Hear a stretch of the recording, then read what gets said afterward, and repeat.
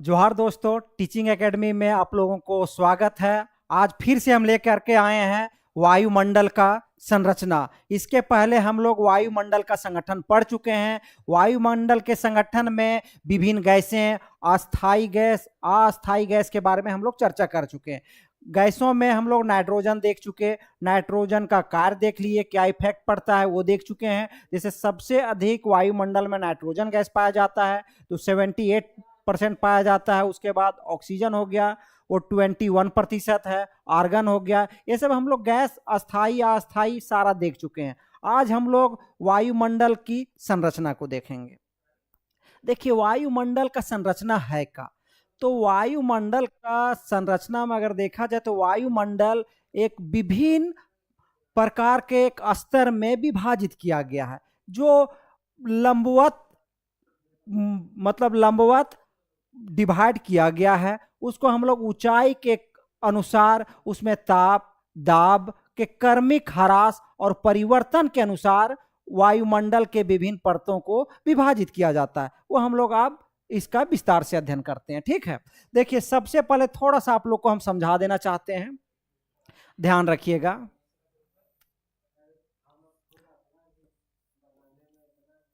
अर्थ हो गया, ये पृथ्वी है।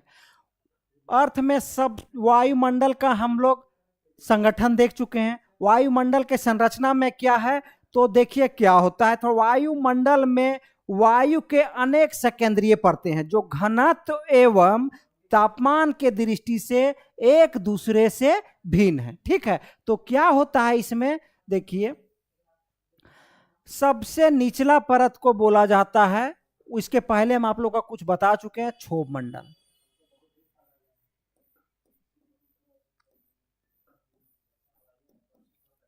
क्षोभ मंडल ये क्या है कि सबसे निचली परत है।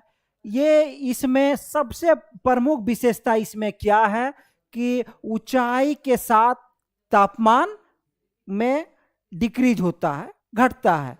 और सबसे बड़ा, दूसरा सबसे बड़ा विशेषता है ये है, देखिएगा कि जितनी भी वायुमंडल में वर्षा, बादल का निर्माण, ओलावृष्टि, जितनी भी तरह की प्रक्रियाएं होती है सब क्षोभ मंडल में होता है। और इसकी औसत ऊंचाई जो है क्षोभ मंडल का, वो है आपका 14 किलोमीटर। ध्यान रखिएगा। और एनसीईआरटी में कहीं 13 किलोमीटर भी निकलेगा, लिखा हुआ मिलेगा। और अगर ऑप्शन में आता है 13 और 14, तो एनसीईआरटी में इसकी औसत ऊंचाई 13 किलोमीटर है। ठीक है, उसके बाद इसका विषुवत रेखा पर ऊंचाई इसकी कितनी है, 18 किलोमीटर। और ध्रुवीय क्षेत्र में इसकी ऊंचाई है 8 किलोमीटर। ध्रुवीय क्षेत्र में कितनी है, 8 किलोमीटर। ये हमेशा पूछा जाता है, औसत ऊंचाई, ध्रुवीय ऊंचाई और विषुवत-रेखीय ऊंचाई। ठीक है, और ये वायुमंडल में सबसे निचली परत है आपका क्षोभ मंडल है। और क्षोभ मंडल के औसत ऊंचाई हम लोग देख चुके हैं 14 किलोमीटर। तो क्षोभ मंडल के ऊपर में समताप मंडल है। क्या है, समताप मंडल।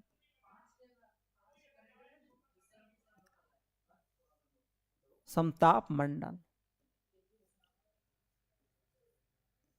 समताप मंडल की औसत ऊंचाई, अगर ऊंचाई देखा जाए तो ये क्षोभ मंडल के ऊपर 50 किलोमीटर तक इसका सीमा निर्धारण होता है। अब एक चीज ध्यान रखिएगा, हमेशा पूछा जाता है, देखिए इसका इंग्लिश, अगर क्षोभ मंडल का इंग्लिश है ट्रोपोस्फेयर। क्या है, ट्रोपोस्फेयर। और क्षोभ मंडल और समताप मंडल का विभाजक रेखा जिसको बोलते हैं क्षोभ सीमा या ट्रोपोपॉज। क्या बोलते हैं, ट्रोपोपॉज। इसकी जो ऊंचाई है, इसकी जो घनत्व है यहाँ पे, ये 1.5 किलोमीटर तक फैला हुआ है। कितनी, 1.5 किलोमीटर ट्रोपोपॉज। हमेशा क्वेश्चन पूछता है, थोड़ा विस्तार से आप लोग ध्यान रखिए। अगर इतना गारंटी देते हैं कि जो हम आपको बता दे रहे हैं ना टू द पॉइंट, वो आप लोग का हूबहू यही क्वेश्चन आएगा, इससे एक भी क्वेश्चन बाहर नहीं जाएगा। क्योंकि हम लोग एनसीईआरटी एक बार नहीं, हम लगभग 60 से 70 बार एनसीईआरटी पढ़ चुके हैं, इसलिए आप लोग का कंफ्यूजन होने की कोई जरूरत नहीं है। जो बताएं, एनसीईआरटी में इसका दिया हुआ औसत ऊंचाई 13 किलोमीटर और ध्रुवीय क्षेत्र में ऊंचाई 8 किलोमीटर, विषुवतीय क्षेत्र में उसकी औसत ऊंचाई 18 किलोमीटर। क्षोभ सीमा समताप रेखा और समताप मंडल और क्षोभ मंडल का विभाजक रेखा है, जो जिसकी मोटाई 1.5 किलोमीटर है। ठीक है, नेक्स्ट हम लोग देखते हैं। देखिए वायुमंडल की लंबवत संरचना जो हम आप लोग को बताएं क्या है, वायुमंडल की लंबवत संरचना।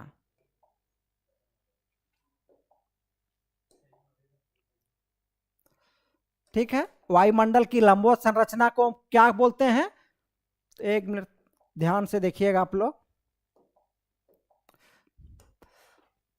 वायुमंडल की यह लंबवत संरचना अध्ययन या सकेंद्रीय पेटियों के रूप में हम लोग किया जाता है, वायुमंडल की लंबवत।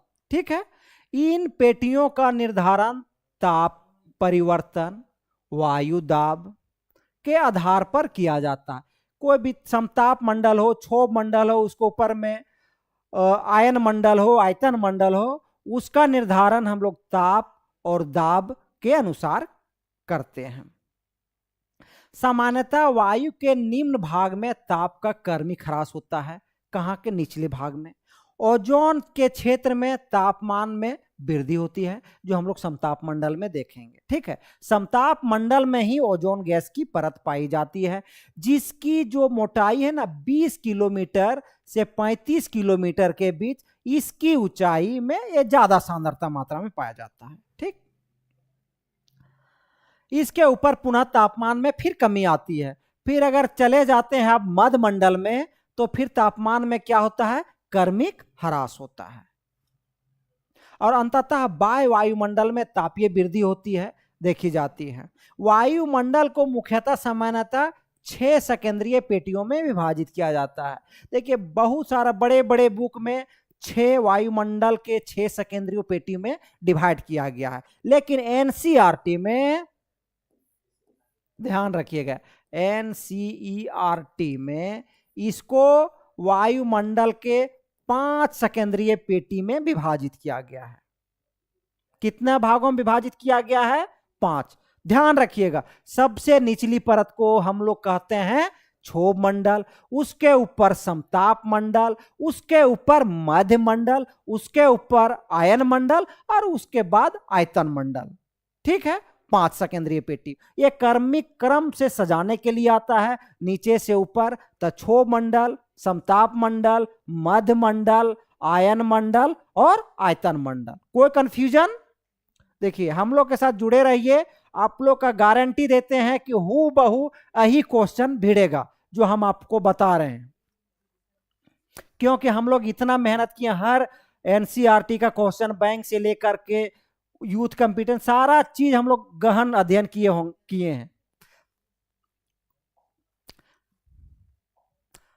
देखिए इसके ऊंचाई के अनुसार हम बोले आपको ट्रोपोस्फेयर, स्ट्रेटोस्फेयर, मेसोस्फेयर, ट्रोपोस्फेयर और ये देखिए सैटेलाइट हमारा कहाँ पे है, रहता है तो आयन मंडल में। ठीक है, हम लोग सब निर्धारण मतलब जो किए हैं ना, उसका बनाए हैं पीपीटी, एकदम हूबहू आप लोग का यही क्वेश्चन पूछेगा। यहाँ पे आयनोस्फेयर हो जाएगा।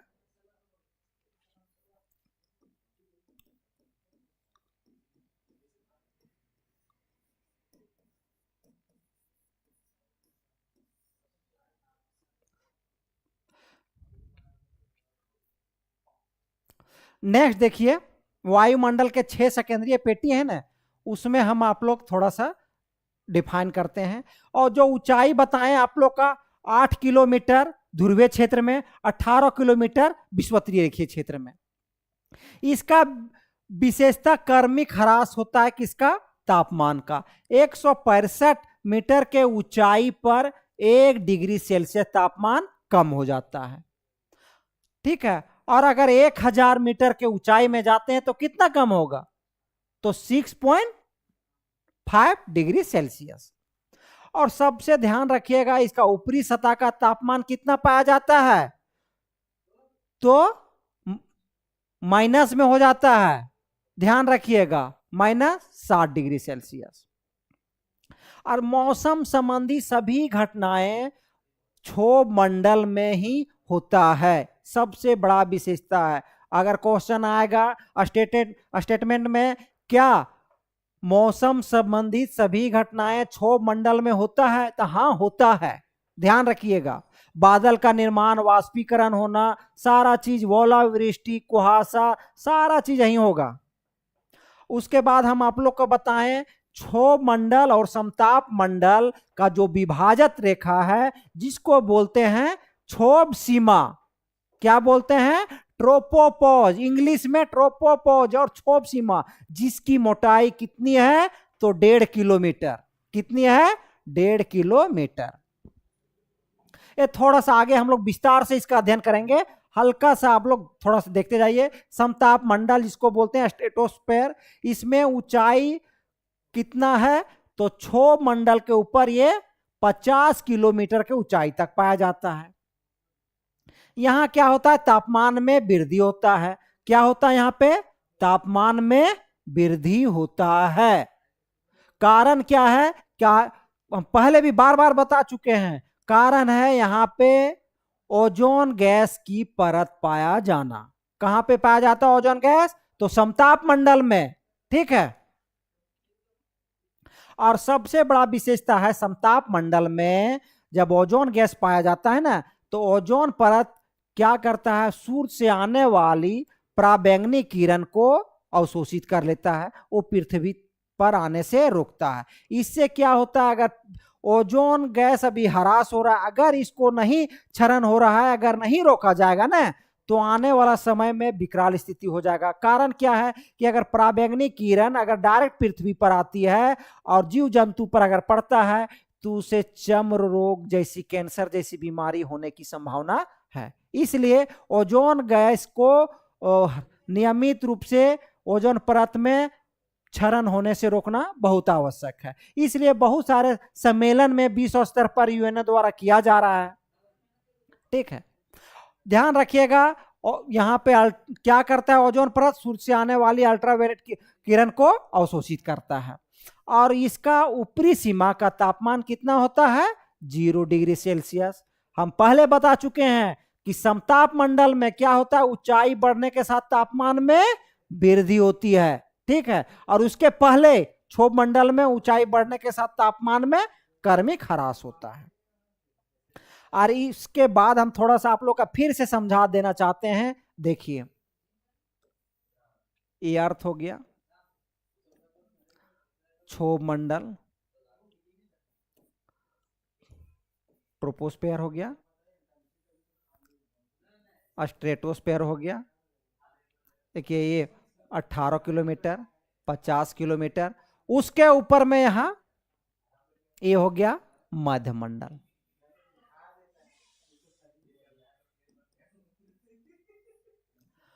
देखिए, मेसोस्फेयर, इसका इंग्लिश मध्य मंडल का मेसोस्फेयर बोला जाता है। लेकिन ध्यान रखिएगा, फिर जिस तरह से ट्रोपोपोज अर्थात क्षोभ सीमा जिस तरह से बांटता था, किसको? क्षोभ मंडल और समताप मंडल को, इसी प्रकार से समताप मंडल और मध्य मंडल का विभाजक रेखा का नाम है क्या? तो समताप सीमा या स्ट्रेटोपोज। ठीक है, देख है ना, स्ट्रेटोपोज की, और जिसकी मोटाई कितनी है? इसकी मोटाई 5 किलोमीटर है। हमेशा पूछा जाएगा कि समताप सीमा की मोटाई कितनी है? 5 किलोमीटर। और यहां पर समताप मंडल में क्या होता है कि तापमान लगभग स्थिर रहता है, या वायुमंडल में जिस तरह से समताप क्षोभ मंडल में बादल का निर्माण होना, वर्षा होना, आंधी तूफान जिस तरह से चलता है, वहां पे समताप मंडल में इसका नाम है समान ताप का होना। इसलिए यहां पे वायुयान के लिए अनुकूल दशाएं पाई जाती है। और मूल रूप से वायुयान कहां पे उड़ता है? तो ये समताप मंडल में ही उड़ता है। आप बताइए मध्यमंडल, मध्यमंडल की ऊंचाई कितना है? 50 से 80 किलोमीटर, 50 से 80 किलोमीटर। और इसमें क्या होता है? फिर पुनः तापमान में ह्रास होता है। क्या होता है इसमें? पुनः तापमान में क्रमिक ह्रास होने लगता है। मध्यमंडल में तापमान में क्रमिक ह्रास होता है। ध्यान रखिएगा, बार बार हम बोल रहे हैं, क्षोभ मंडल में जिस तरह से तापमान में ह्रास हुआ, उस तरह से मध्यमंडल में तापमान में क्रमिक ह्रास होता है। और समताप मंडल में तापमान में वृद्धि होता है, कारण हम बता चुके हैं। उसके बाद ऊपरी तापमान जिसका किसका? मध्यमंडल का कितना है? -85 डिग्री सेल्सियस। यहां पे उल्काएं जलकर समाप्त हो जाती यही मध्य मंडल में। उसके बाद फिर मध्य सीमा, देखिए ध्यान रखिएगा, हम लोग इसका विस्तृत अध्ययन करेंगे आगे, थोड़ा छोटा छोटा बताते जा रहे हैं। देखिए फिर मध्य मंडल और आयन मंडल के बीच एक विभाजक रेखा होता है। तापमान दाब में फिर परिवर्तन आ जाता है, तो उसका विभाजक रेखा का नाम क्या है? मध्य सीमा या मेसोपॉज। ठीक है, जिसकी मोटाई कितनी है? 10 किलोमीटर। कितना है? 10 किलोमीटर। उसके बाद आ जाइए तापमंडल। तापमंडल में दो भागों में बांटा जाता है हमको, देखिए आयन मंडल और आयतन मंडल। तो इसका ऊंचाई 80 से 500 किलोमीटर है। यहाँ पे तापमान में वृद्धि होती है और ऊपरी तापमान लगभग 95 डिग्री सेल्सियस पाया जाता है। और रेडियो संचार यहीं पे होना संभव है। हम लोग आयन मंडल जब पढ़ेंगे ना विस्तार से, तो उसमें चर्चा करेंगे। उसके बाद बाह्य मंडल, ये 500 से लगभग 200 किलोमीटर तक है। देखिए आगे हम लोग इसका विस्तार से अध्ययन करते हैं।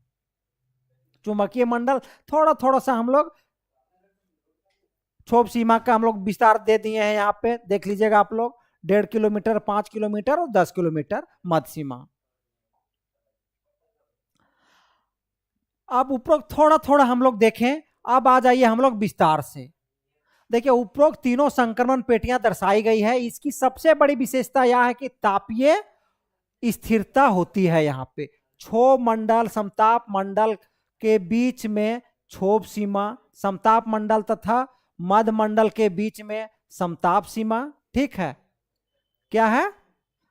समताप सीमा। और मध्य मंडल और ताप मंडल के बीच में मध्य सीमा पाया जाता है। इन तीनों की मोटाई क्रमशः लगभग क्या है? 1.5 किलोमीटर, 5 किलोमीटर और 10 किलोमीटर क्रमशः। थोड़ा सा ध्यान रखिएगा। अब आ जाते हैं हम लोग विस्तार से अध्ययन करेंगे। देखिए हम इसके पहले आप लोग को थोड़ा बता देना चाहते हैं। मूल रूप से अगर वायुमंडल का संरचना अगर देखते हैं तो उसको दो भागों में बांट सकते हैं। एक होता है सममंडल और दूसरा होता है विषम मंडल। तो सममंडल में क्या होता है? एक निश्चित आयतन में गैस, ताप, दाब पाया जाता है, जिसको हम बोलते हैं हम लोग सममंडल। और सममंडल के अंतर्गत ही ये तीनों आता है। कौन कौन? तो क्षोभ मंडल, समताप मंडल और मध्य मंडल। उसके बाद विषम मंडल में, जिसको आयतन मंडल, आयन मंडल और आयतन मंडल कहते हैं, वो बाह्य मंडल है। उसको हम लोग विस्तृत चर्चा करेंगे। क्षोभ मंडल थोड़ा सा हम लोग देख लीजिए। क्षोभ मंडल वायुमंडल की सबसे निचली परत है, बार बार बता रहे हैं, जिसे इसके अशांत स्वभाव के कारण संवहन मंडल भी कहते हैं। यहाँ पे अशांत स्वभाव मतलब यहाँ पे बादल का बनना, बादल निर्माण होना, उसके बाद वर्षा होना, चक्रवात चलना, बहुत सारे विभिन्न प्रकार के चक्रवात पढ़ेंगे तो हम लोग देखेंगे उसमें उसका विस्तार से अध्ययन करेंगे। क्योंकि जितनी भी सारी मौसमी घटनाएं होती है, कहाँ पे होती है? तो क्षोभ मंडल में होती है। अरे इसका नाम क्षोभ मंडल का एक परिवर्तन मंडल भी कह सकते हैं, क्योंकि सारा परिवर्तन नहीं होता है। ठीक है, देखिए इस परत को ट्रोपोस्फियर नाम टिजरेंस डी बोर्ट महोदय ने दिया था। क्या दिया था? टिजरेंस डी बोर्ट महोदय।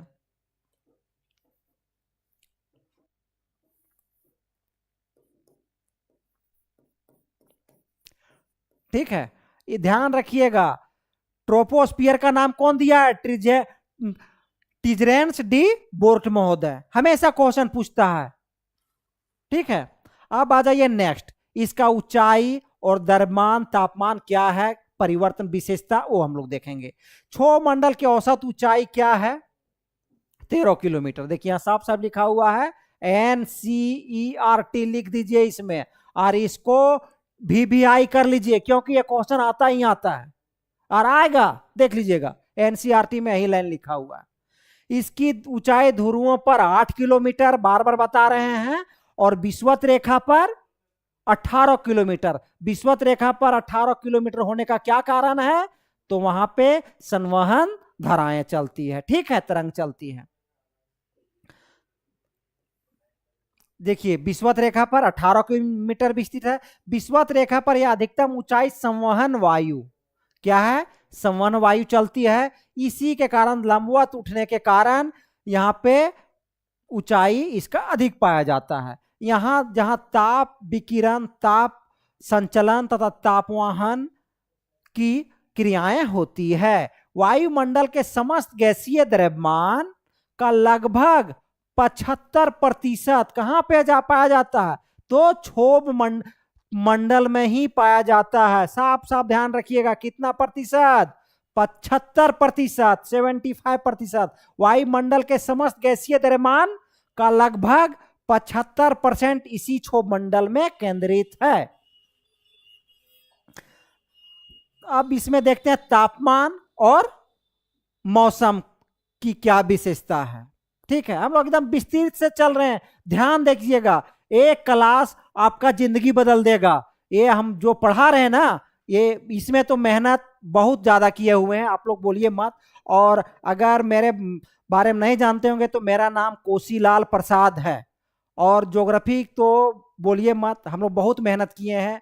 3 बार JPSC मेंस लिखे हैं, इस बार PGT फाइनल पहुंचे। इतना करप्शन हुआ झारखंड में तो जान ही रहे हैं आप लोग, इसका नाम ही लेना नहीं है झारखंड का। ये झारखंड सरकार हम लोग का बर्बाद कर दिया है, ये ध्यान रखिएगा ना। सही से हम लोग उम्मीद, जैसे कहानी बताते हैं कि एक राजा था, समझ गए ना, थोड़ा सा समझ लेंगे 2 मिनट आप लोगों का, कि एक राजा था, थोड़ा गजेड़ी था, और उसमें बोला ने वो राजा, और वो बहुत अच्छा काम करता। बोला राजा, बोल चलिए हम 50,000 सबको नौकरी दे देंगे। और वो भी दिया, भी बहुत अच्छा नौकरी भी दे रहा था। लेकिन एक बिना गंजेड़ी वाला राजा आ गया, बोला नहीं 50,000 नहीं, हम आप लोग का 2 लाख नौकरी देंगे और बेरोजगारी भत्ता भी देंगे। लेकिन क्या हुआ कि हम वहां के जनता लोग गंजेड़ी सरकार को, जो अच्छा काम कर रहा था, वो कहानी है, ये पर्सनल व्यू में नहीं लीजिएगा, कहानी है, वो गंजेड़ी सरकार को वहां के जनता उठा के फेंक दिया, और एकदम पढ़े लिखे व्यक्ति को लाया, इंजीनियर को लाया, समझ गए ना। अब इंजीनियर के लाने के बाद क्या हुआ कि बोला तो था कि 2 लाख नौकरी देंगे और बेरोजगारी भत्ता भी देंगे, लेकिन लाने के बाद क्या हुआ, अपने ऐशो आराम में लीन हो गया, और क्या किया कि जनता और प्रजा को बेहालत में छोड़ दिया। तो आप लोग कमेंट में बताइए कि क्या वो गंजेड़ी सरकार वो सही था, कि अभी वर्तमान में जो पलट करके जो सरकार को लाया गया वो सही है? क्योंकि जो सरकार वर्तमान में लाया, वहां के जनता पता चला कि हताश निराश, वहां स्टूडेंट, ऐसा स्थिति हो गया है कि वो लोग खुदकुशी कर रहा है, ऐसा स्थिति हो गया। चलिए अब हम लोग आते हैं थोड़ा सा अपना टॉपिक पे। तापमान और मौसम किसका हम लोग देख रहे हैं? तापमान और मौसम। तो परिवर्तन के बारे में तो हम लोग देख रहे हैं ये क्षोभ मंडल का, इसका विशेषता क्या है। इस परत की एक प्रमुख विशेषता यह है कि ऊंचाई के साथ तापमान में क्रमिक ह्रास होता है। जो बोले 165 मीटर की ऊंचाई पर 1 डिग्री सेल्सियस गिर जाता है। कितना तापमान? 1 डिग्री सेल्सियस तापमान गिर जाता है, ठीक है। यह तापमान के कमी, गैसों के घनत्व, वायु दाब एवं कणीय पदार्थों की कमी के कारण होती है। ठीक है, क्या कारण के कारण होता है? तो तापमान के कमी के कारण, मौसम, गैसों के घनत्व में कमी के कारण, वायु दाब के घनत्व में कमी के कारण तापमान में कमी होता है। कारण तो बताना पड़ेगा। अब मान लीजिए ऐसे बोल दीजिएगा तापमान घटता है, तो कैसे घटता है भैया? कि तापमान इसलिए घटता है कि वायु दाब भी घट जाता है, धूलकण का कण भी घट जाता है, इसलिए तापमान भी घटेगा। ठीक है, नेक्स्ट पढ़ते हैं हम लोग। क्षोभ मंडल मौसम और जलवायु के दृष्टि से सर्वाधिक महत्वपूर्ण है। पहले बता चुके हैं, क्योंकि मौसम संबंधी सभी घटनाएं जैसे वाष्पीकरण, संघनन, वर्षा, कोहरा, ओलावृष्टि, चक्रवात, इस सब जितने भी हैं, ओलावृष्टि, जो सारा चीज बताएं हम आप लोग का ध्यान दीजिएगा। क्या क्या? वाष्पीकरण, संघनन, फिर से बता रहे हैं, कोहरा, बादल निर्माण, वर्षा, ओलावृष्टि, सब कहां होता है? तो सब क्षोभ मंडल में होता है। नेक्स्ट आ जाइए, इसका विभाजन क्या है? इसको मूलतः दो भागों में बांट सकते हैं हम लोग। ऐसे कहीं बांटा हुआ बहुत जगह किताब में मिलता है, जो मोटा बुक पढ़िएगा, इसलिए हम आप लोग को बता दे रहे हैं। इसको निचला परत और ऊपरी परत में बांट देते हैं। जैसे क्या, निचला परत में क्या है ना, कण बहुत ज्यादा लेयर पाया जाता है, यहाँ घर्षण ज्यादा होता है, यहाँ तापमान थोड़ा सा ज्यादा मिलेगा। ठीक है, इसलिए क्षोभ मंडल को कितने भागों में बांटे हैं? तो दो भागों में बांट दिए। निचली परत जिसकी ऊंचाई 1 से 3 किलोमीटर है, और ऊपरी परत तो जान ही रहे 3 किलोमीटर के ऊपर में क्षोभ मंडल जो है लगभग 18 किलोमीटर तक है, औसत 14 किलोमीटर। अब आ जाइए हम लोग समताप मंडल, जहां पे तापमान का समान होता है, मतलब तापमान समान होता है, इसलिए वहीं हवाई जहाज उड़ता है। ठीक है, समताप मंडल देखिए, इसको क्षोभ मंडल की ऊपरी परत है। इसकी खोज भी वही किए थे। कौन किए थे? टिजरेंस डी बोर्ट महोदय। कौन किए हैं? टिजरेंस डी बोर्ट महोदय ने किया था। यहाँ पे क्या होता है विशेषता, हम पहले भी बता चुके हैं कि समताप मंडल में ऊंचाई के साथ तापमान में क्या होता है? वृद्धि होता है। ठीक है, कारण क्या है? कि ओजोन गैस की वहां पे परत पाई जाती है। देखिए, यह तापीय वृद्धि मुख्य रूप से इस मंडल में मौजूद ओजोन गैस द्वारा सौर पराबैंगनी विकिरण तरंगों के अवशोषण तथा विरल घनत्व वाली हवाओं के कारण होती है। अब इसमें देखिए, यहाँ पे मौसम घटनाएं क्या होता है? तो यहाँ यह मंडल मौसमी घटनाओं जैसे बादल, वर्षा से क्या होता है? मुक्त होता है। यहाँ वायु मुख्य रूप से क्षैतिज दिशा में चलती है, ना कि लंबवत। सबसे बड़ा देखिए, हम लोग क्षोभ मंडल में क्या देखे? वायु लंबवत उठ रहा है। यहाँ पे क्या होता है? वायु क्षैतिज दिशा में चलता है। कैसा चलता है? वायु क्षैतिज दिशा में चलता है। इन्हीं शांत और स्थिर दशाओं के कारण क्या होता है? वायुयान के लिए समताप मंडल अनुकूल है। इन्हीं शांत जब वहां पेटी पाया जाता है, हवा स्थिर होता है और क्षैतिज चलता है, इसलिए यहाँ पे ये वायुयान के लिए अनुकूल दशा है। विशेष बादल कुछ कुछ पाए जाते हैं, उसको हम लोग देख लीजिए। कभी कभी यहाँ प्रबल संवहन धाराएं क्षोभ सीमा को तोड़कर थोड़ी जलवाष्प इस स्तर में लाती है, और इसी कारण कुछ विशेष प्रकार के बर्फ से निर्मित बादल समताप मंडल में दिखाई पड़ते हैं, जिन्हें क्या बोलते हैं? सीरस बादल बोलते हैं। क्या बोलते हैं? सीरस बादल और मदर ऑफ पर्ल क्लाउड। ध्यान रखिएगा, हमेशा पूछता है सीरस बादल का निर्माण कहाँ होता है, पर्ल क्लाउड का निर्माण कहाँ होता है? Mother of pearl cloud. Mother of pearl cloud का निर्माण कहाँ होता है? और एक और नाम है नेक्रियस क्लाउड या नेक्टिलुसेंट। कहाँ होता है? नेक्रियस कहाँ होता है? तो ये होता है समताप मंडल में। सीरस बादल बहुत बार पूछा हुआ, सीरस बादल का निर्माण कहाँ होता है? तो समताप मंडल में होता है। नेक्रियस क्लाउड कहाँ होता है? तो समताप मंडल में होता है। उसके बाद मदर ऑफ पर्ल क्लाउड कहाँ पाया जाता है? तो समताप मंडल में पाया जाता है। कहाँ पाया जाता है ऐसा बादल? समताप मंडल में पाया जाता है। और बार बार हम बता रहे हैं ओजोन गैस के बारे में। कहाँ पाया जाता है? तो 20 से 35 किलो, समताप मंडल में 20 से 35 किलोमीटर की ऊंचाई तक ये इसकी मात्रा ज्यादा सघन पाई जाती है। और ये सबसे मुख्य कारण है इसका कि सूर्य से आने वाली पराबैंगनी किरण को अवशोषित करना।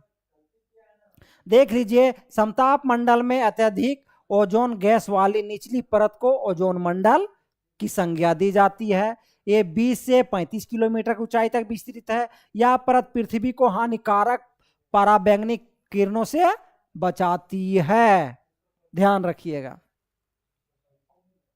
अब आ जाइए मध्यमंडल, जिसको बोलते हैं मेसोस्फेयर। हम बता चुके हैं आप लोग, समताप मंडल और मध्यमंडल के बीच मोटाई कितना किलोमीटर का है? तो 5 किलोमीटर का है। समताप मंडल और मध्यमंडल के बीच विभाजक रेखा का नाम क्या है? समताप सीमा या स्ट्रेटोपोज। बार बार बता चुके हैं, ठीक है। क्वेश्चन नहीं छूटेगा, ये ध्यान रखिए, क्वेश्चन नहीं छूटेगा, ये ध्यान रखिए। मध्यमंडल समताप मंडल के ऊपर स्थित है। यह वायुमंडल की वह परत है जहां तापमान फिर से घटता है। बोले थे हम आप लोग को पहले कि तापमान मध्यमंडल में क्या होता है? घटता है। इसका विशेषता क्या है? तो मध्यमंडल में ओजोन की कमी के कारण पुनः तापमान में पुनः ह्रास होने लगता है और यह इसे वायुमंडल की सबसे ठंडी परतों में से एक बनाता है, जहां तापमान लगभग -85 डिग्री सेल्सियस तक गिर जाता है। विशेष प्रकार के बादल भी यहाँ पाए जाते हैं। देख लीजिए, गर्मियों के दिनों में ध्रुवों के ऊपर नोक्टिल्यूसेंट बादल। क्या है? नोक्टिल्यूसेंट बादल या निशादीप्त बादल। सीरस बादल कहाँ हम लोग बोले? सीरस बादल, मदर ऑफ पर्ल क्लाउड, तो समताप मंडल में। और नोक्टिल्यूसेंट बादल कहाँ पाया जाता है? तो नोक्टिल्यूसेंट बादल मध्यमंडल में पाया जाता है। ध्यान रखिएगा, नोक्टिल्यूसेंट मध्यमंडल। ये एक बार ध्यान रखिएगा, एक बार देखिए ना, ये आपको फिर वायुमंडल का संगठन हो, संरचना हो, आप लोग का चुटकी में याद आ जाएगा। नोक्टिल्यूसेंट बादल या निशादीप्त बादल कहां पाया जाता है? मध्यमंडल में। तो बादलों का निर्माण, इन बादलों का निर्माण कैसे होता है? तो उल्का पिंड के धूलकणों और संवहनीय प्रक्रिया के द्वारा होता है। इसके ऊपर लाई गई आर्द्रता के सहयोग से संघनन के द्वारा होता है। उल्का पिंड आमतौर पर इसी मंडल में जलकर राख हो जाते हैं। क्वेश्चन आएगा, उल्का पिंड कहां पे जलकर राख हो जाता है? तो मध्य मंडल में उल्का पिंड जलकर राख हो जाता है, ठीक है। तापमंडल, अब तापमंडल को दो भागों में हम लोग बांटे हैं, जान रहे हैं ना। इसके मध्य सीमा में से ठीक ऊपर होता है। देखिए, तापमान मध्य मंडल के ऊपर जो मेसोपोज या मध्य सीमा बोलते हैं, जिसकी मोटाई हम आप लोग को पहले बता चुके हैं कितनी है? 10 किलोमीटर।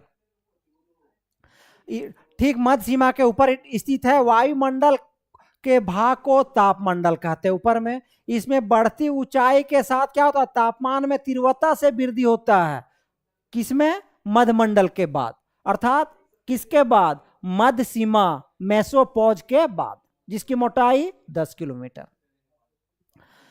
कम वायुमंडलीय घनत्व के कारण यह वायुदाब न्यूनतम होता है।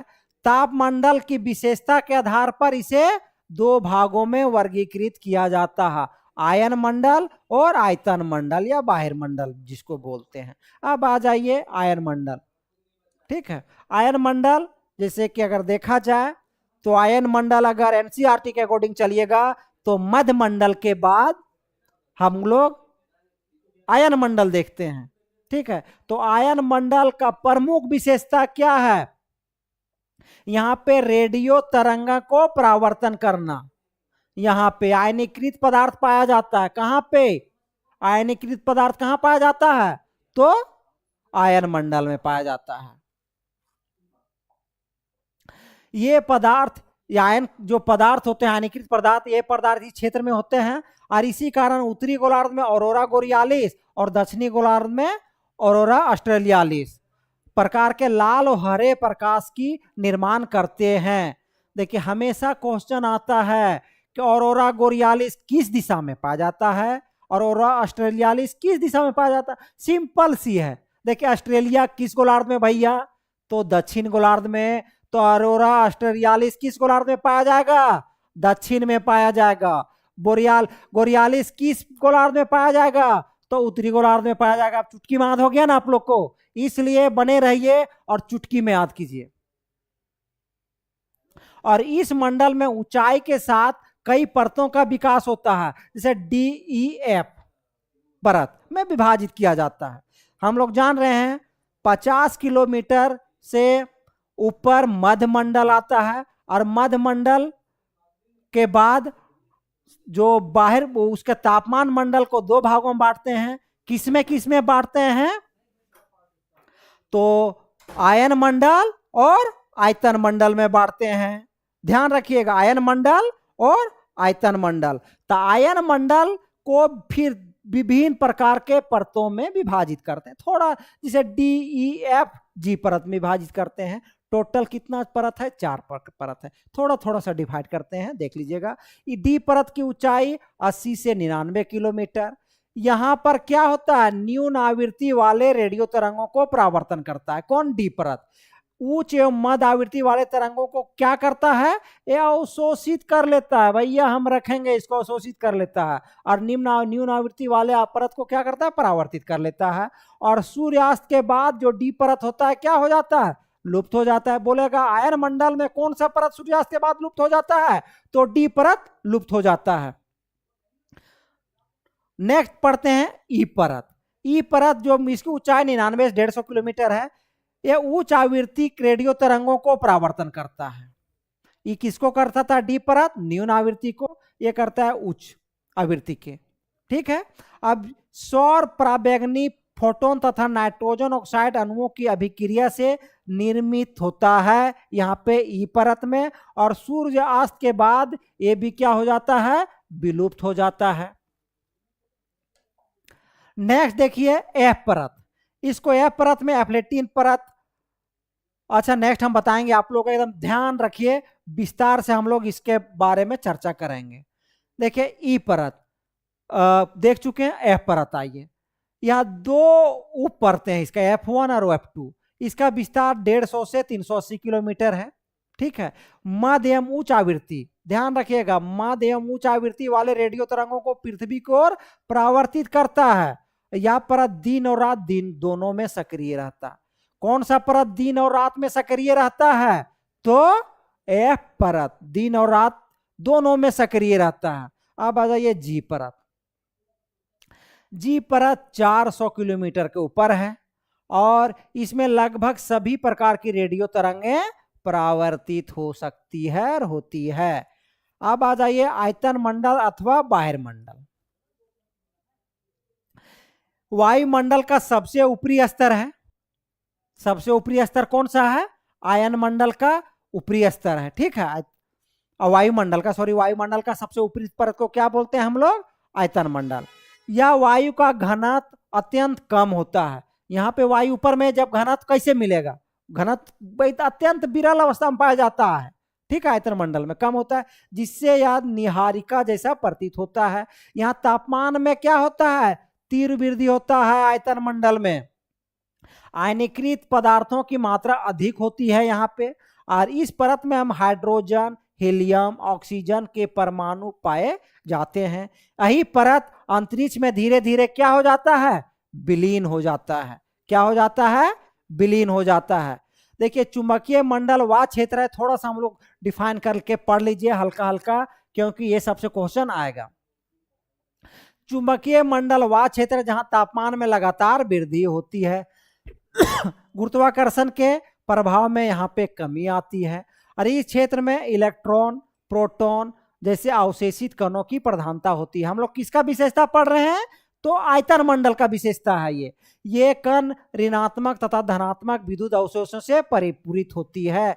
चुंबकीय शक्ति का गुरुत्वाकर्षण से अधिक होने के कारण उसे हम चुंबकीय मंडल कहते हैं। इस प्रदेश में सौर वायु और कॉस्मिक किरणें का प्रभाव पड़ता है, जिसका प्रभाव अंततः क्षोभ मंडल पर पड़ता है और मौसम परिवर्तन होता रहता है। इस मंडल में वान एलेन रेडिएशन बेल्ट की उपस्थिति होती है। वान पूछेगा, वान एलेन रेडिएशन की उपस्थिति कहाँ होता है? तो आयतन मंडल में पृथ्वी के मैग्नेटिक फील्ड द्वारा पकड़े गए अवशोषित कण होता है। हमेशा पूछा जाता है वान एलेन रेडिएशन बेल्ट कहाँ पाया जाता है? तो आयतन मंडल में पाया जाता है। इस मंडल में ऑरोरा ऑस्ट्रेलिया, ऑरोरा बोरियालिस जैसी परिघटनाएं भी होती है, ठीक है, जो एक प्रकार के सौरविक तूफान और निकासित इलेक्ट्रॉन तरंग होते हैं। आयतन मंडल के पश्चात वायुमंडल सुदूर अंतरिक्ष में क्या होता है? विलीन हो जाता है। ठीक, क्या होता है? आयतन मंडल के बाद ऊपर में विलीन हो जाता है। देखिए, शुरू में हम आप लोग को बताना चाह रहे थे वही रासायनिक संगठन के आधार पर वायुमंडल को कितने भागों में बांटा जाता है? 2 भागों में बांटा जाता है। क्वेश्चन आता है तापमान घनत्व के आधार पर कितने भागों में बांटे हम लोग? 5 भागों में बांटे। कितने भागों में बांटे? 5 भागों में बांटे। जो एनसीईआरटी में दिया हुआ है, क्वेश्चन आएगा तो वही मारिएगा 5। लेकिन अगर क्वेश्चन पूछ देगा कि रासायनिक संगठन के आधार पर वायुमंडल की संरचना को कितने भागों में बांटा जाता है, तो 2 भागों में बांटते हैं।